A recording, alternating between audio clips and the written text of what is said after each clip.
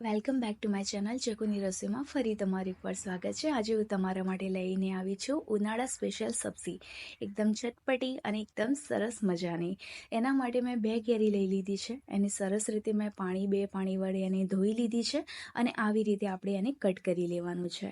હવે સાઈડમાં આપણે એક પાણી ગરમ કરવા માટે મૂકીશું। એ પાણીમાં આપણે એક અડધી ચમચી જેવું મીઠું અને અડધી ચમચી જેવી હળદર એડ કરીશું અને એક બોઇલ આવી જાય એના પછી આપણે જે કેરીના ટુકડા કર્યા છે આપણે અંદર એના એડ કરી દઈશું અને 2 મિનિટ માટે આપણે એને સરસ રીતે પકાવવા માટે મૂકીશું।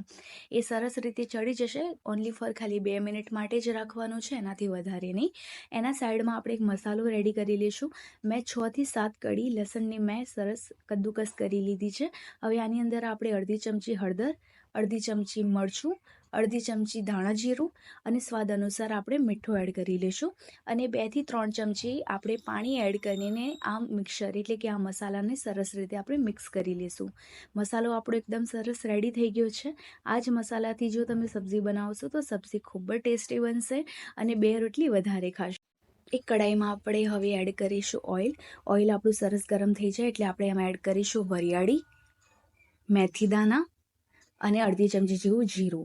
આ એક વઘાર છે। વઘારમાં આપણે આ 3 વસ્તુ એડ કરીશું। સાથે સાથે 2 થી 3 મીઠા લીમડાના પાન અને 1 તેજપત્તા પણ આપણે એડ કરીશું। આ સરસ રીતે આપણું ગરમ થઈ જાય એટલે હિંગ નાખી દઈશું અને જે આપણો મસાલો રેડી કર્યો હતો એ મસાલો પણ આપણે આની અંદર એડ કરી દઈશું। ધીમા તાપે આ સબ્જીને આપણે 5 થી 10 મિનિટની અંદર રેડી થઈ જશે। હવે આ મસાલાને આપણે પ્રોપર થોડી વાર માટે એને સરસ રીતે ચડવા દઈશું, જેના કારણે જે મસાલો છે એ એકદમ સરસ ઓઇલ છોડી દેશે। ત્યાં સુધી આપણે આને સરસ રીતે કૂક થવા દઈશું અને મસાલો સરસ રીતે આપણે ચડવા દઈશું।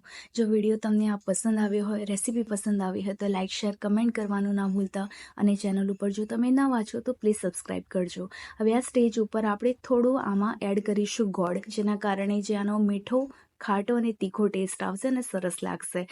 આમાં ગોળની જગ્યાએ તમે ખાંડ પણ એડ કરી શકો છો। થોડો ખાટો, મીઠો અને તીખો ટેસ્ટ આવશે તો સબ્જી એકદમ સરસ લાગશે અને ખાવામાં પણ મજા આવશે। આ એક વખત આ સ્ટેપથી અને આ તરીકેથી જો તમે એક વખત સબ્જી બનાવશો ને તો ખૂબ જ સરસ લાગવાની છે। થોડી ગ્રેવી માટે આપણે થોડું પાણી એડ કરી દઈશું અને એક બોઇલ આવી જાય ત્યાં સુધી આપણે એને કૂક કરીશું।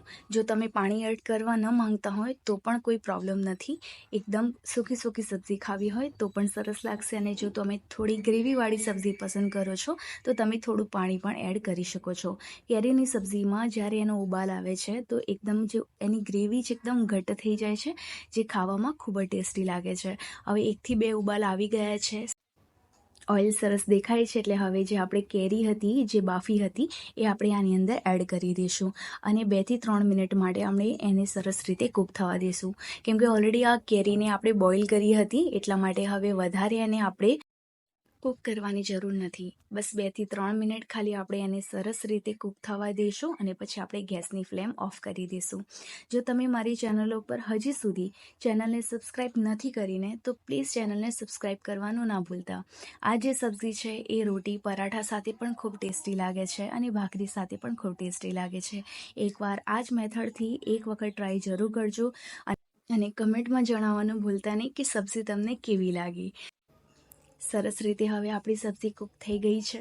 એમાં જે ગ્રેવી હતી એ પણ એકદમ થિકનેસ આવી ગઈ છે। એની અંદર થોડું ટેસ્ટ કરીને જોઈ શકો છો તમે કે મીઠું બધું બરોબર છે કે નથી।